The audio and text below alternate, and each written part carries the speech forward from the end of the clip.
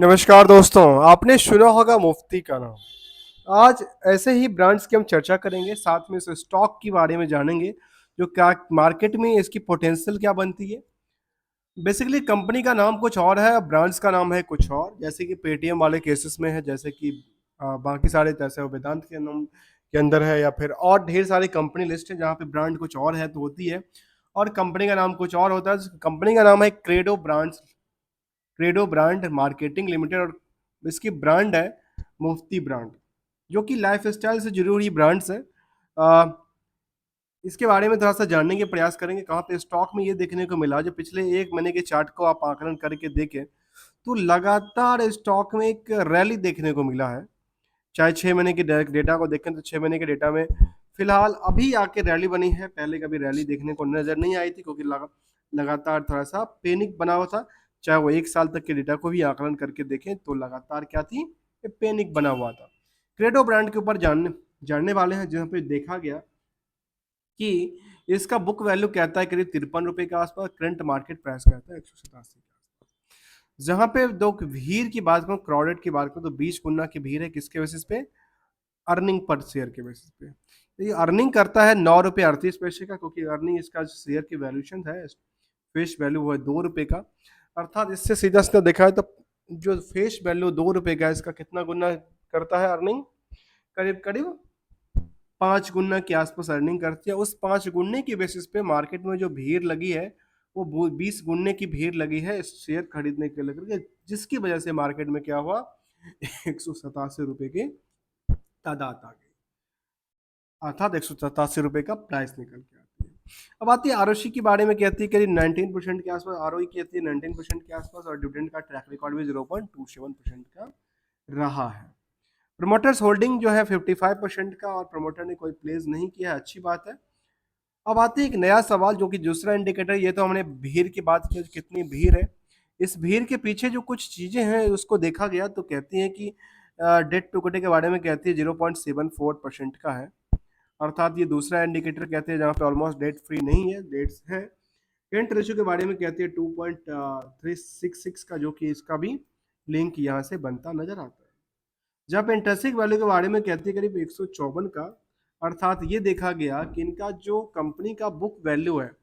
Book value 53, और intrinsic value जो है, खास एसेट्स की बात करूँ तो एसेट्स वैल्यू काफ़ी ज़्यादा है, जिसकी वजह से यदि मार्केट थोड़ा सा पीछे आगे चलती है तो थोड़ा सा पोटेंशियल बनती है। अब आते हैं एक आकलन देखिए स्टॉक के पी में, जहाँ पे यहाँ पे भीड़ की बात कर रहे हैं, करीब 20 गुने की भीड़ है, और उसी आकलन से यदि पूरे के पूरे इंडस्ट्रियल को कंपेयर करें तो वो कहती करीब 54 गुना का भीड़ होना चाहिए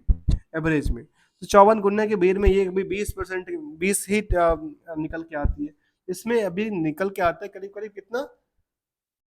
50, इसका 200% तो जंप करेगा नियरली, इसमें 100% और जंप करेगा, तभी तो फिर मार्केट क्या होगा, इसका जंप करेगा। तो उसको ये देखा गया कि यहाँ से सीधे सीधे करें तो हम इसको क्या करें, इंटू 2 टाइम्स करें, अर्थात 200% के हिसाब से, तो कितना निकल के आती है, नियरली जो 360 के आसपास निकल के आती है। तो इसके हिसाब से 325 से लेकर 360 तक का इसका आगे का प्राइस कह सकती है, इसको रेजिस्टेंस कहा सकते हैं, रेजिस्टेंस हो सकता है आगे चल कर। इसके बारे में कहते हैं करंट रेशियो के बारे में क्या कहती है, जहाँ पे नंबर ऑफ शेयर की जो बात कर रही है करीब 6 करोड़, 6.5 करोड़ के आसपास की है, और करंट रेशियो के बारे में कहती है 2.66 का है, जो कि ये ध्यान देने वाली बात है। और कंपनी के बारे में कहती है, जो कि कंपनी 1999 में बनी थी, credo brands marketing limited offer casual clothing for men with its flagship brands Mufti. मतलब एक ही ब्रांड पे कामकाज करती है जिसका नाम है मुफ्ती, और ये केवल केवल मेंस के लिए कामकाज, कैजुअल क्लोथिंग पे कामकाज करती नजर आई है। आते हैं ध्यान देते हैं इसको लेकर के क्या कहती है, और बाकी एस्पेक्ट को लेकर के चलिए जानते हैं इसको। पीयर्स में कौन सा कंपनी है, तो कहती है पीयर्स में डी मार्ट्स हैं, ट्रेंट है, वेदांत है, रेड टेप है, इलेक्ट्रॉनिक मार्ट्स हैं, जो कि रिटेल में कामकाज करती है कंपनी। तो खास केस को मुझे लगता है कंपेयर करने के लिए ट्रेंट है, वेदांत है, वेदांत का भी सेम सेम है, इसको कंपेयर किया जा सकता है। इसको या तो पी से कंपेयर करके देखिए कौन सा बेटर निकल के आता है, और कौन सा डेट्स टू इक्विटी के बेसिस में निकल के आता है। ये एक ध्यान देने वाली बात यहाँ पे। अब आते हैं अगले पड़ाव जहाँ पे क्वार्टरली रिजल्ट की तरफ देखें तो जून तक का जो डेटा आया उसमें कंसोलिडेटेड डेटा के बारे में क्या कहती है और स्टैंड अलोन डेटा के बारे में क्या कहती है। तो आपस में दोनों डेटा सेम ही निकल के आते, चाहे कंसोलिडेटेड डेटा हो या फिर स्टैंड अलोन डेटा ही क्यों ना निकल के आए। तो चलिए जानते हैं इसको लेकर के, जहाँ पे कंपनी में देखा गया कि सेल्स को क्या हुआ, सेल्स में कुछ बिल्डअप कर रही है, कहती है नहीं सेल्स तो पिछले कुछ क्वार्टर से क्या हुआ, गिरावट में देखने को मिला, लेकिन वाई ओ वाई से कंपेयर करेंगे तो बेटर परफॉर्मेंस किया है, अर्थात वाई ओ वाई से कंपेयर करेंगे तो बेटर परफॉर्मेंस है, इससे करेंगे तो ये डिक्लाइन करती है। प्रॉफिट के बारे में कहती है कंपनी कि प्रॉफिट लगातार क्या हो रही है, यहाँ पे बिल्डअप हुई थी, कहती है हाँ बिल्डअप तो हुई थी, लेकिन पिछले पीरियड के हिसाब से बिल्डअप ज़्यादा नहीं हुआ था। यहाँ पे ये कहती है यदि जून से जून को कंपेयर करके देखें तो क्या कहती है इसको लेकर के, तो कहती है करीब 8 करोड़ के आसपास, और यहाँ पे कहती है करीब 9 करोड़ के आसपास, अर्थात यहाँ पे ये देखने को ये मिलता है जो स्टॉक ने थोड़ी सी जो है ना वो हल्की फुल्की यहाँ पे प्रेशर्स नहीं बनाते हुए थोड़ा सा हल्का जंप किया है। अगले पड़ाव में देखें पूरे के पूरे साल दर साल का डेटा, तो उसके बारे में कहती है सेल्स में क्या हुआ, लगातार ग्रोथ हो रही है, कहती है हाँ लास्ट 12 महीने में तो ग्रोथ कर रही है, उससे पहले भी कंपनी लगातार क्या कर रही है, ग्रोथ लेवल दर्ज कर रही है। अब जब ग्रोथ लेवल दर्ज करे तो प्रॉफिट के बारे में क्या कहती है, तो प्रॉफिट के बारे में कहती है लास्ट 12 महीने में लगातार बिल्डअप हुआ था, इससे पहले वाले सिचुएशन से हमने गिरावट देखा है, लेकिन पिछले साल एक करीब 60 करोड़ के आसपास था, जो कि पिछले वाई ओ वाई के हिसाब से क्या था, एक गिरावट देखने को मिला था, लेकिन इस 12 महीने में क्या जंप करती नजर आई है।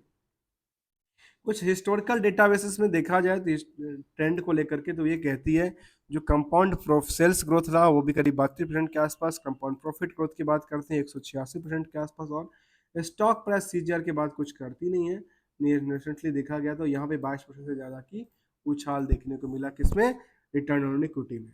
अब आते हैं एक एस्पेक्ट को लेकर के जो यहाँ पे क्या बोरोइंग्स को लगातार बढ़ा रही है घटा रही है, तो यहाँ पे देखने को ये मिली जो यहाँ पे इन्होंने बोरोइंग्स को काफ़ी बढ़ाया है, और जब बढ़ाया है तो क्या होगा, ईपीएस में फर्क पड़ेगा, जिसकी वजह से इंटरेस्ट का बर्डन बढ़ेगा कंपनी को लेकर के।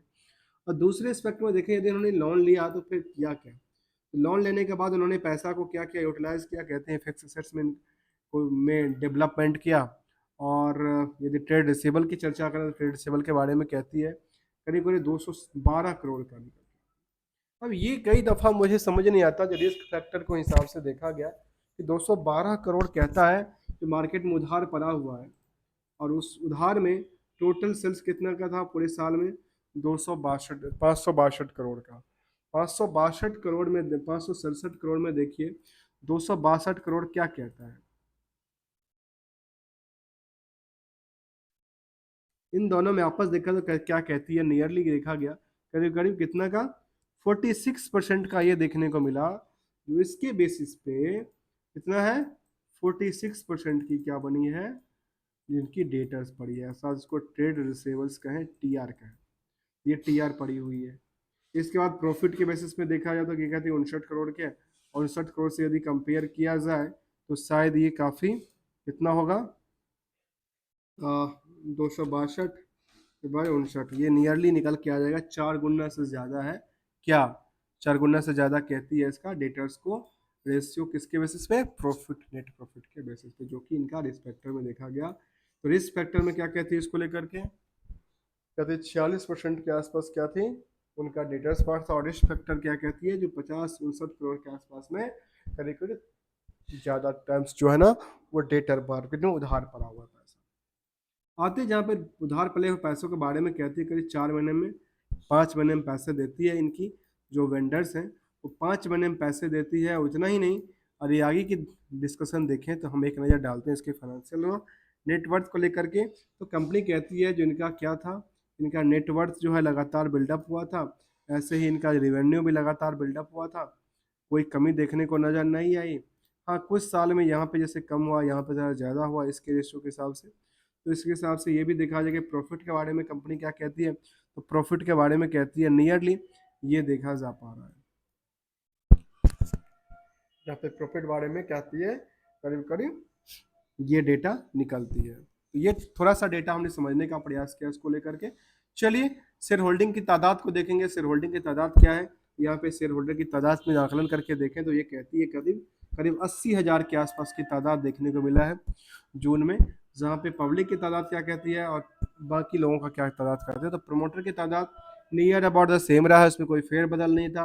एफआई और डीआई में लास्ट मोमेंट में थोड़ा चेंज देखने को मिला था, और पब्लिक की तादाद में देखा गया कि 35% में केवल दो तीन दो तीन दो तीन क्या निकल के आती है, बिग बुल्स निकल के आती हैं, जो कि कंपनी के तौर पे देखने को मिलता है, एसआई इन्वेस्टमेंट्स और ब्रोकिंग, एंड सेकेंड है सीएमएस ग्लोबल फंड्स की तादाद यहाँ पे कुछ निकल के आती है, 1-2%, 8%। यहाँ पे देखा है तो ऑलमोस्ट कहते हैं 12% के आसपास की तादाद तो उनकी लोगों की है। तो नियरली ये देखा गया कि स्टॉक में क्या है, रिटेलर की तादाद भी काफ़ी ज़्यादा की बनी हुई नजर आती है। अब आज हमने इसको समझने का प्रयास किया, जिसका नाम था मुफ्ती, और इसका एज ऑन टाइम फ्रेम देखा गया कि पिछले 5 साल में लगातार गिरावट थी, लेकिन पिछले 1 महीने से स्टॉक में एक लंबी सी स्विंग वाली पोजीशन बनती नजर आती है, केवल केवल 10% के आसपास की जंप देखने को मिली है। फिर उन्होंने कहा कि जो कि credit brands marketing consolidated net profit जो राइज हुआ करीब 13% के आसपास इन द जून 24 में क्वार्टरली रिजल्ट में निकल के आई है। और इसके बाद कहती है नियरली, ये कुछ डेटा था,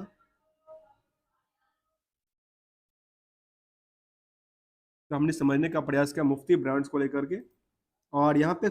ऑनरशिप में देखा गया कि रिटेलर की तादाद में नियरली ये देखा गया कितनी परसेंट की तादाद है, करीब 18-19% के आसपास किसकी तादाद है, एक आम रिटेलर की तादाद है जहाँ पे देखने को बनी नजर आई। Thank you so much for joining here दोस्तों।